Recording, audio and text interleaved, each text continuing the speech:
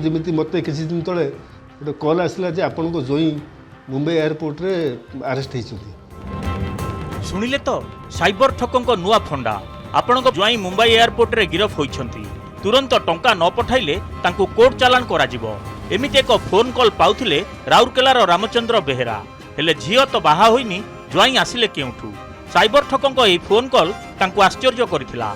Cyber ठकों एपरी phone call परे police को खबर देथिले रामचंद्र। निरीह लोकंकु ठकिबाकू एपरी जाल बिछाउछंती साइबर लुटेरा। व्यक्तिगत सूचना पाइबा परे खाली कर देउछंते बैंक अकाउंट। राउरकेला सहर में साइबर अपराध बढ़ुथिबारु एक्शन मोड को आसीछि पुलिस। सेक्टर 7 थाना पुलिस द्वारा 5 जन साइबर लुटेरा गिरफ होइछंती। सेमानक निकटरू 5टी मोबाइल और 10टी बैंक जमा खाता जबत करा जाइछि। बैंक कर्मचारी सहयोग में किछि निरीह लोकंकर डॉक्यूमेंट संग्रह करी लुटि नैछंती लक्ष लक्ष टंका।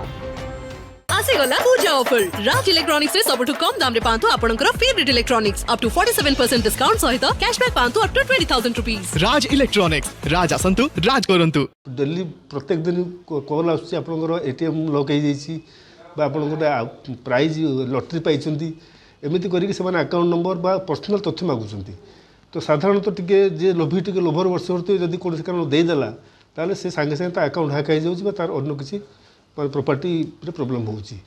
तो या पई गोटे उच्च स्तर रो हमर जो टेक्नोलॉजी अछि साइबर क्राइम को धरिया पई एवं आईटी रो जो मेकानिज्म अछि साधारण भी गोटे सचेतनता सृष्टि करिया दरकार सरकार की तरफ हो बा पुलिस तरफ हो।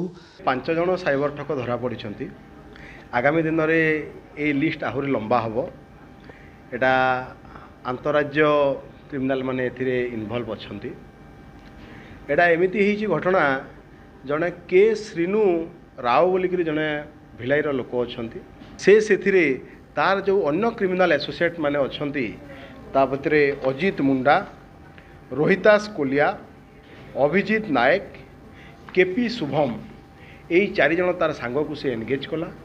ए हिसाब रे एबे 10टा अकाउंट से माने ऑलरेडी पठाई सारी के श्रीनु पाक को आउ 30टा अकाउंट पठाई एविडेंस अच्छी जोटा अंडर वेरिफिकेशन अच्छी। विभिन्न जगह जिते बड़े साइबर फ्रॉड करुँच अकाउंट जाकर पैसा डिपोजिट होउची।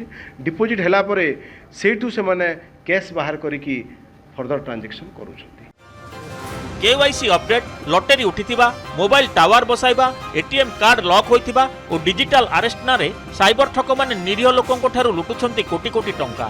गत 33 दिन मध्यरे राउरकेला पुलिस 14 जन साइबर ठकंकु धरिबारे सक्षम होइछि। कोनोसी अजଣା नंबर रु फोन आसिले व्यक्तिगत तथ्य न देबाकू पुलिस सचेतन करुछि। एमाने किछि लोकंकु तांकर जो Aadhaar card, PAN card, SIM card ए भलिया नै कि फर्ज डॉक्यूमेंट तैयारी करूछंती।